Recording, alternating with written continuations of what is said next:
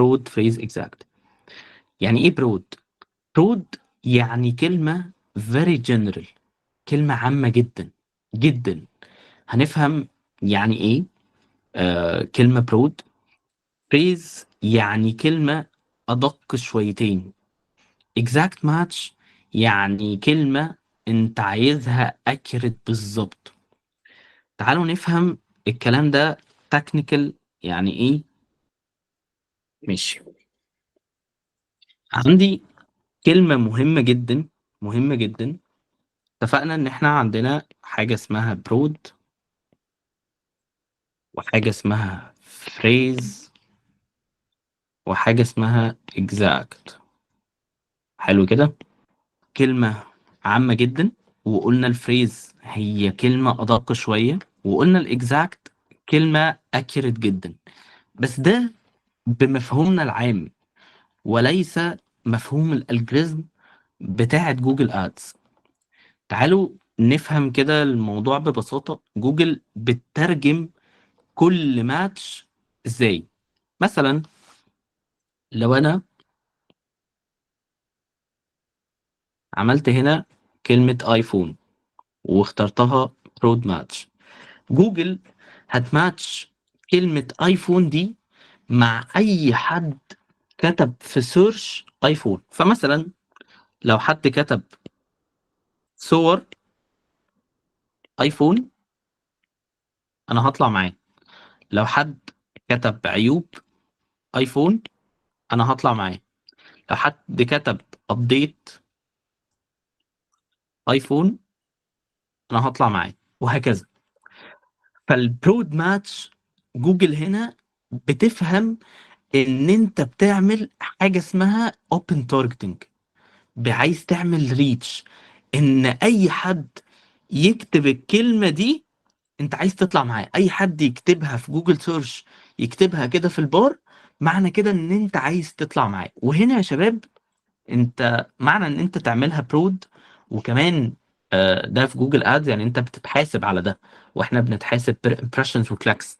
فمعنى ان انت تظهر في كل الكلمات، في كل الكلمات اللي ليها علاقة بالايفون او اي حد ذكرها في اي حتة، ده معناه خسارة بادجت كبيرة جدا جدا. ومعناها ان انت بتعمل ماس تارجتنج لناس هم ممكن يكونوا انترست بالحاجة بتاعتك وممكن لا. طب تعالوا ننقل كده على الفريز ماتش، وبعد كده نرجع تاني للبرود ماتش ونفسرهم بعد ما اشرحهم سريعا وناخد اسئلة عليه. عندي اكزامبل تاني في الفريز ماتش، حاجة اسمها ايفون مثلا 16. جوجل بتماتش الكلمة بتاعة ايفون 16 اللي انا عامل لها between two brackets، بتفهمها ان هي حاجة اسمها فريز ماتش. حاجة اسمها فريز ماتش يعني ايه؟ بتفهمها ان هي فريز ماتش يعني بقول لها انا كميديا باير ان انا عايز الكلمة اللي اسمها ايفون 16 دي، عايزك تعمليها لي فريز ماتش. يعني عايز اي حد يكون كاتب في السيرش بتاعه كلمة ايفون 16، ولو كتب اي حاجة بعدها طلعيني معاه، ولو كتب اي حاجة بعدها طلعيني معاه، سواء قبل او بعد. بس شرط اساسي يا عم جوجل ان لازم يكون هو كاتب لي في النص او كاتب لي كلمة اسمها ايفون 16، لازم يكون كاتبها لي بنفس الطريقة اللي انا كاتبها عشان تخرج له. اكزامبل تاني، لو مثلا حد كاتب بي ام مثلا دبليو اكس 6، حد يعرف يقول لي هي هتماتش مع ايه؟ لو انا مثلا او دي كده ممكن جوجل يفهمها ازاي؟ احنا قلنا ان هي خلاص هتتفهم ان هي فريز ماتش. يعني ايه هتتفهم فريز ماتش؟ يعني لازم اليوزر يكون كاتب الجزء ده بالظبط كده في جوجل سيرش بتاعه وهو بيعمل سيرش. بس لو كتب اي كلام قبلها هطلع معاه، ولو كتب اي كلام بعدها هطلع معاه. فمثلا هو كتب بي ام اكس 6 2024 2025، مثلا كتب قبلها مثلا مثلا اي حاجه، يعني مش حاضرني اكزامبل معين، ولكن مثلا يعني performance. مثلا كتب قبلها سي سي، كتب اي حاجه من الاكزامبلز.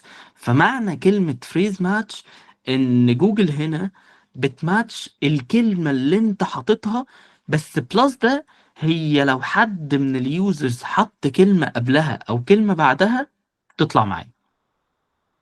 تعالوا ناخد حاجه عن الاكزاكت وبعد كده ناخد اسئله عن التلاته. عندي حاجه في الاكزاكت، انا كتبت دلوقتي بي ام دبليو اكس 6 2025.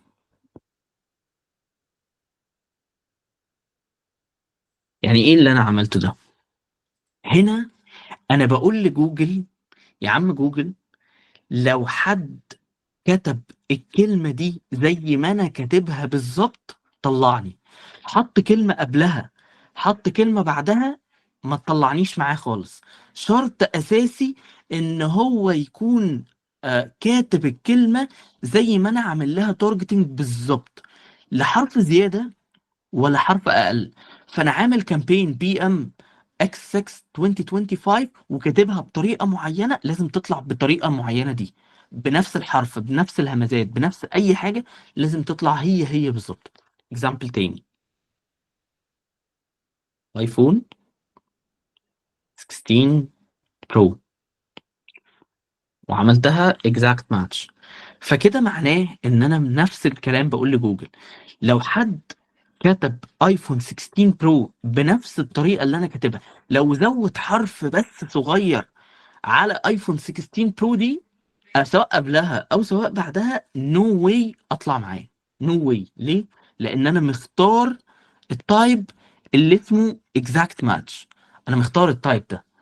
فمعنى كده ان انا بقول لجوجل لازم يطلع لي بنفس الشكل بالظبط.